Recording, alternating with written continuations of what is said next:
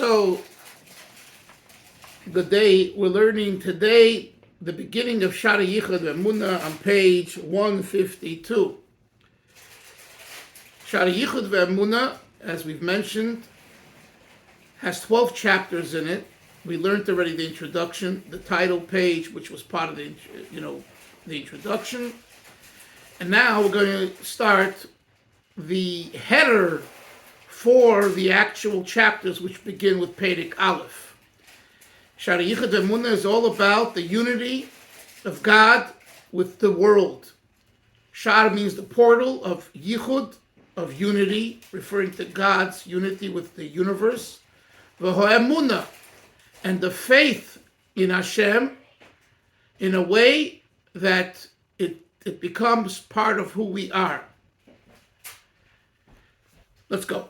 Shar HaYichud Ve'emunah. That's in the header. And like I told you, the Alter Rebbe himself wrote the header. Lahavin ma'at mezeir, to understand a little bit. Ma'at mezeir means a little bit. Ma'ashakosov b'Zohar, quoting the Zohar, what's written in the Zohar. What does it say in the Zohar? The Shema Yisrael, the verse, Shema Yisrael, Hashem Elokeinu, Hashem Echad. Hear, O Israel, God is our God, God is the only one. Chuli. And then it says, the etc. refers to Baruch Shem Kavod Malchus Eloi Lavod, blessed be his name, kingdom be glorified.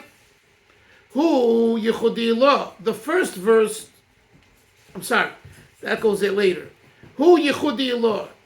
Shema Yisrael is a reference to the way God unites himself with the world in a way which is called the upper Yichud. And Baruch Shem Kavod Malchus Eloi Lavod, that's an acronym. Those letters is an acronym from Baruch Shem Kavod Malchus Eloi Lavod. Hu Yechudi Tato. It's a reference to the way God unites himself with the world in a lower way. This is going to be explained, in chapter 7. So I'm not going to go into it now. I'm going to leave it for chapter 7. But what I do want to explain is, you remember in the Yoini, in the cover page of Tanya, the beginning, the first chelik of Tanya, if you turn back to that page, the cover page of the title page of Tanya, it says, it's say for the Kuti Amorim Chelik Rishon, there's no page numbers, I can't refer to a page numbers, the title page.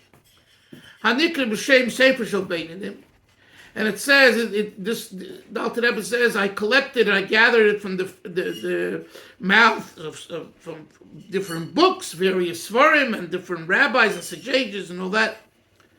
It's based on the verse in Parshas in Chumash Devarim ki karev elecha adov miyoid b'ficha v'av chasesed, and then he says after the period levayer heitev. I'm going to explain to you very well how Torah is close and karev miyoid, very close to everyone. So you see that the Alter Rebbe used the word levayer heitev.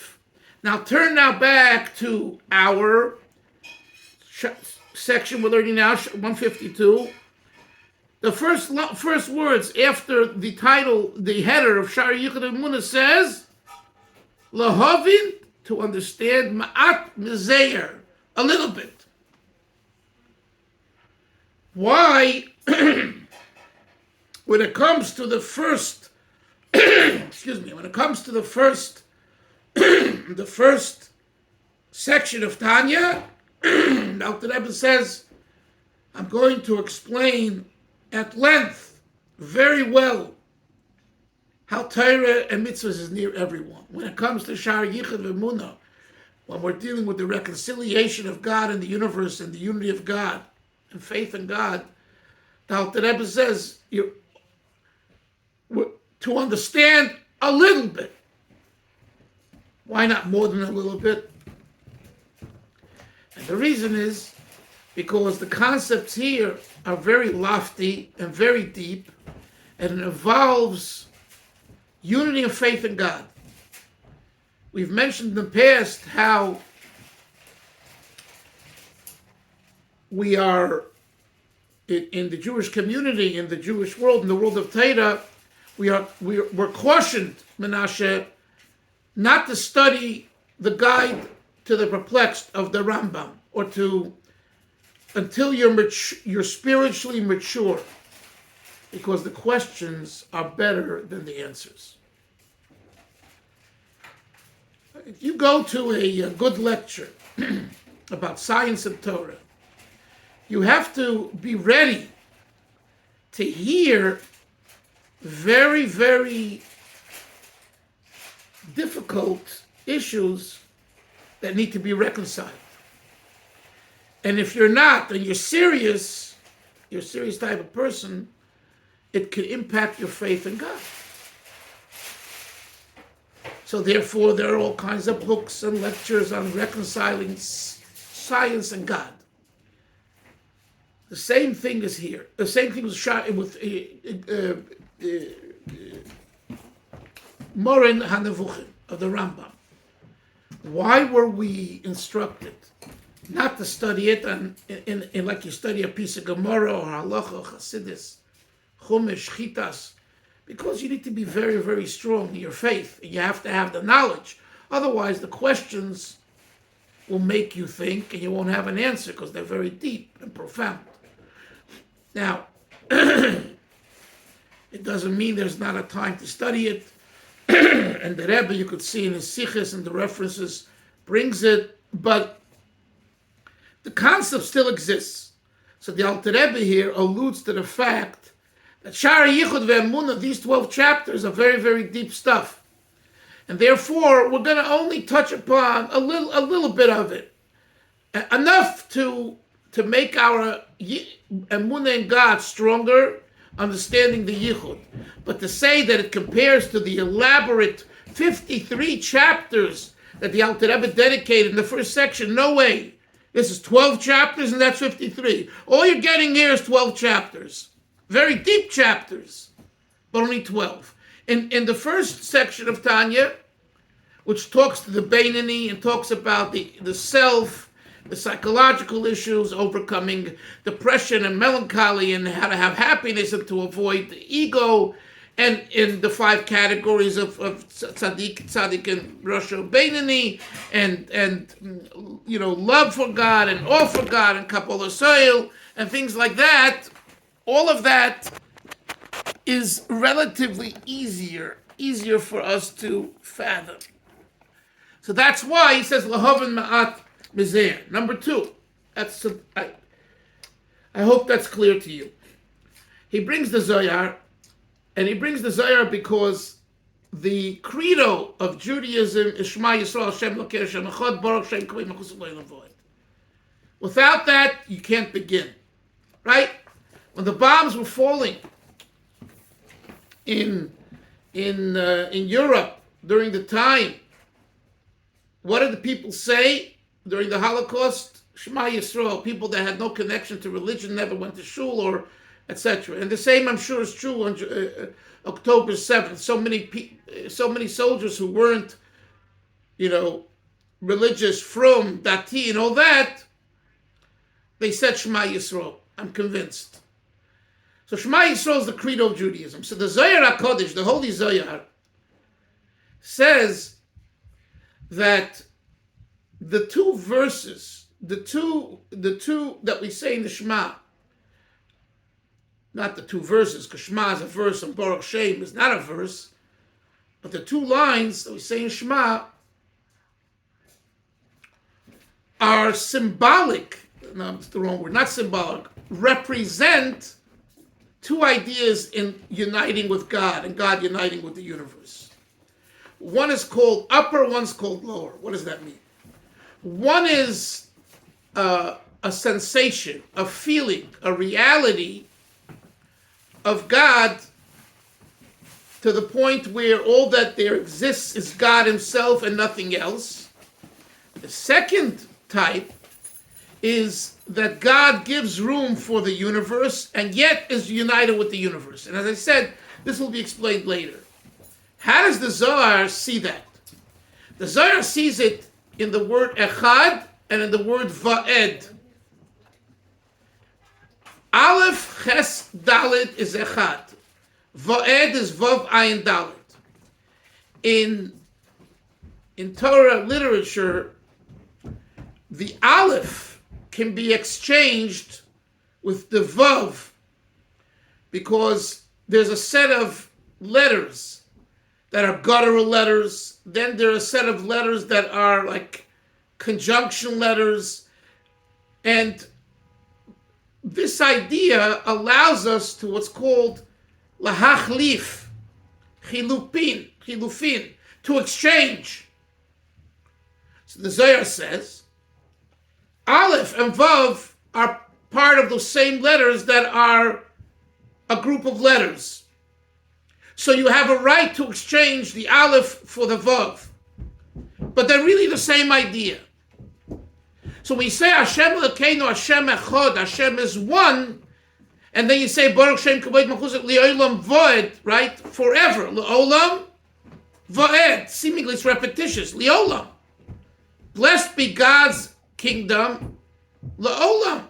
And he'd be glorified forever. Menashe, it says not just forever, it says also the word Vaed. Says the Zohar, the addition of the word Vaed is because the Vav is really a Ches, but in a lower form because it's been exchanged. We've exchanged the Aleph for the Vav. So too with the letters Ches, Echad, Ches of the word Echad, with the Ayin of Vaed, you can exchange the Ches and the Ayin because they're guttural letters. They come from the guttural. So since they come from the same place, wait, Yoim, please, wait. Turn yourself off. I have to explain this. This is not simple stuff. So the Ches and the Ayin are guttural letters. Ayin. They come from the guttural. So you can exchange them. So really, the Ches of Echad and the Ayin of Vaed are the same. But the difference is, so why is this a Ches and why is this a Ayin? Because one is Ilah, Yechudi Ilah, and one's Yechudi Tato. In other words, the letters, that's one point. Another point. A third point. The Dalit of Echad and the Dalit of Vaed are the same letters. But you know the difference is? That the Dalit of Echad is called a Dalit Rabosi, a large Dalit. You look into the Torah, right? Moshe is a Sefer, it's larger. The Dalit of Vaed is the regular size. What's the difference? Says the Zohar means to explain that the Dalit of Echad is large and big, i.e., it's Yechudi Ilah, it's the higher level of unity. Higher, larger. The Dalit of Vaed is a regular Dalit that represents Yechudi Tata, the lower level of Yichud. And what we're saying over here is that when we say Shema and when we say Baruch Shem, we're tapping into two applications of God's unity. One is higher, one's lower, and the words themselves, Echad and Vaed, are demonstrative. They show us the difference. In other words, Moshe, why should you use an Aleph by Echad? Why don't we say Shema Yisrael, Hashem Elokeinu, Hashem Vaed? If it's the same thing. Or why don't we say Baruch Shem Kavod Machuzah Li'olam Echad? You see, in Hebrew, the letters, as we're going to learn soon in the chapter, are very significant. They are the life force, the Oisios HaTorah, the 22 Oisios, are the life force for living. That's why it's so important to call a person by their Hebrew name.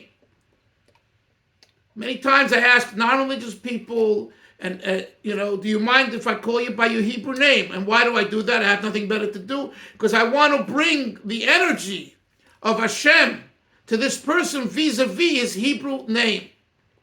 And that itself will be a springboard for many good things. So the question is, Moshe, why Avram, Yaini, and Menashe, why is Echad the word Echad and the word Vaed is the word Vaed? And the answer is, because Aleph is the first, Vav is the sixth. So number 1 represents higher. Number 6 compared to 1 represents lower. So too, the Ches and the Ayin, right? Ches and the Ayin, there's a difference between them as far as the level of godliness, and therefore, I'm not going into the details. Now, the Rebbe will explain some of this later, so I'm going to leave it for later, but just giving you an overall picture of what he means to say in this introduction, in a way, or you could say better, these 2 lines I would call his tagline, right? In marketing, you have a tagline. The tagline is Shara Yichud Emunah, these 2 lines. If someone asks you, what does the second section of Tanya, Shara Yichud Ve'emunah, come to teach you, Avram? The answer is that there's 2 different kinds of unity that God and we unite with, and faith in God has different expressions, and there's a higher way and a lower way, and both are godly ways, and we're going to learn about that. Yoini, what did you want to say? Okay, so first of all, you're coming in loud and clear. I understood everything that you're saying, but one thing that I'm still grappling with, you asked the kasha about the second pasuk, Baruch Hashem K'vod Malchus Olam Vaed, right? Why it's repetitive to say Li'olam and Vaed, right? So then I'm asking Adarab. I'm saying, why even put in Li'olam? Just put in Vaed. What do you need Li'olam for? If it's repetitive, then it's repetitive also. And in that way, it's also repetitive. The word La'olam makes sense in the phrase Baruch Shem, blessed be the name, Kavod Malchusai, the glory of his kingship, forever. The word La'olam is not repetitive. The word La'olam is necessary. Yeah, but so one second, but Vaed, if it's just Vaed, then it's not repetitive. I mean, you could just say Baruch Shem Kavod Malchusai, Vaed. That's it, without the La'olam. No, because the word Vaed is a non-conventional word to mean forever. The word used in Chazal for eternity and forever is the word Le'olam. Vaed is it also means that, but it's not the traditional word. So the Chazal, when they say Baruch Shem Kavod Malchusai, they use a traditional word, La'olam, not the word Vaed. They wouldn't. That's not the traditional word. Find me verses and not just verses, but Chazal where you don't see that. You don't see that. So the question is not on the word La'olam. The word La'olam is necessary. We use the word La'olam in Tilim. And soon we'll learn the Shara Yichud, the word, he brings another time the word, a different place, the word Le'olam. Le'olam is the traditional word. Vaed is not the traditional word. Here we have an addition to the word Le'olam, the word Vaed.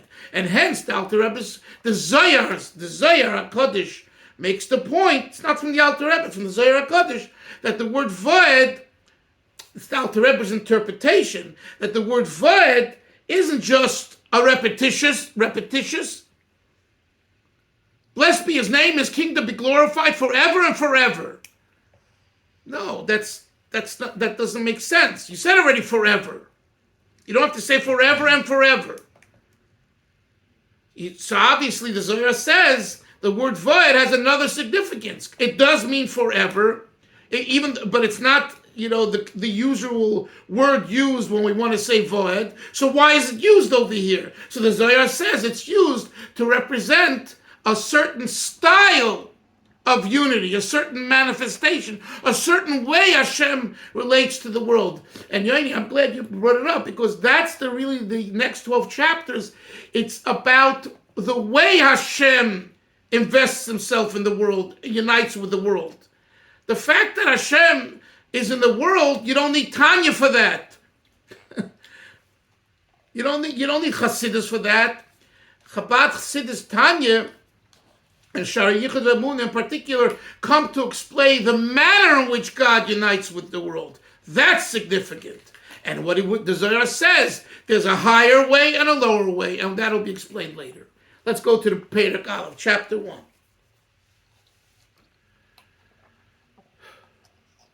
Oh, one more point.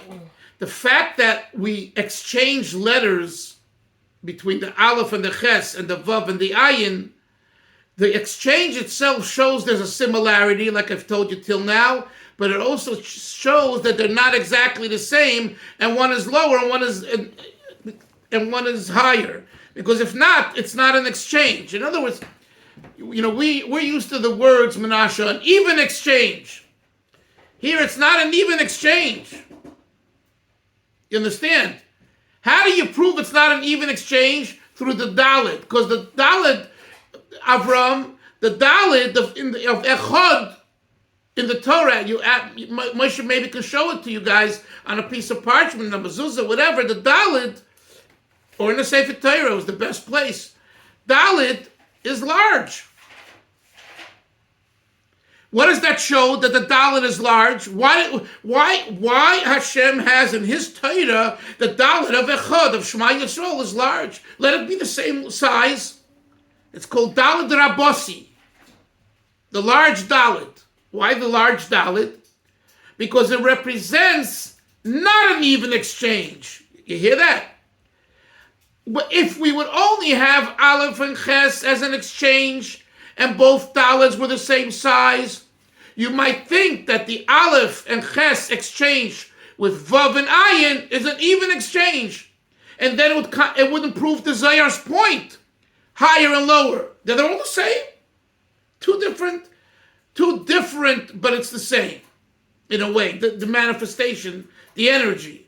That's why Hashem put into the Torah Daled Rabossi to tell us it's not an even exchange. It's an exchange, but it's not an even exchange. Because Aleph Ches Daled of Shema Yisrael is a much higher energy and experience than Vav Ayin Daled. It's a very important point. Let's go on. Okay. Perek Aleph, chapter 1. Yadaita hayoim, you should know today, Vashavosel Avecha, you should make your heart pay attention, be attentive. Ki Hashem hu Elikim, that Hashem, God is Elokim, is God. I mean, that's, if you read it literally, God is God.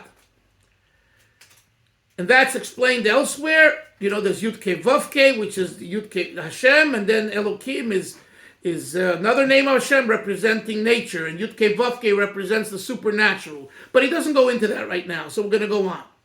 Bashamayim Imal, Hashem, you should know this today and make your heart be attentive to this in the heaven and what's above the heaven, Mimal, V'al Haaretz, and on the earth, Mitochas, below Einoid. Stop. Period or comma. Einoid. There's nothing besides, referring to besides him. That's a pasuk in the Torah, and this needs clarification. The tzarach lahavin, we have to understand. The chisale al daitach, will a person think? Could it enter a person's mind? Sheyesh Elokim nishra b'bayim, that there is a God soaking in the water, mitachas la'aretz, below the earth. Shetzarich lahazer kol kach, that the Torah has to warn him so much, warn the person. Vashavayis elavecha. It's not enough to v'yadaito, you shall know, but the opening of the verse over here, the section is, you shall know today, and you shall make your heart be attentive. Now, Alter Rebbe's question is very simple, Chevra. That who needs to have this warning? You better know, and you better make your heart be attentive that Hashem Hashem is the only one, and there's nothing below on earth, even below the water and all that is a God. Oh, thank you very much. I wouldn't know that. That's what the Alter Rebbe's question is. How would you even come to think this way? It's like it's sunny outside now, or it's day now, and now you're all of a sudden going to think it's dark. It's not day. Come on. That's the question in a simple way. Now, some answer this question by saying the Targum Onkelos on this verse had the same question, and he answers it by putting into his translation that it's not a question about is there another deity. Of course there isn't another deity, another God, Chas v'sholom. The question is there anything else, a force of God that has shlita, that has dominion? So you might think, yes, there's one God, but Hashem allowed there to be a force, an energy that has some shlita outside of himself. And to that, the verse is saying the following verse. The Alter Rebbe rejects, he rejects the explanation of the Targum without even quoting the Targum. Because if that were the case, listen to this, Chevra. If that were the case, why wouldn't V'yodaito Hayom be adequate? Look at the question. The question is, before the period, on the fourth line after the beginning of the chapter, he says, why does the pasuk have to warn a person so much? Moshe, why doesn't he say, why does the pasuk have to warn us about V'yodaito? There's two opening words in the pasuk. Look at the words. V'yodaito is number one. You shall know today. Number two, you should make your heart be attentive. So one's referring kind of to the mind, one's to the heart. But why is that necessary? If the issue is that there is no other God, we know. It's simple. If there is issues like the Targum says there's no other force, so why isn't the first words adequate? You should know today, Avram. You should know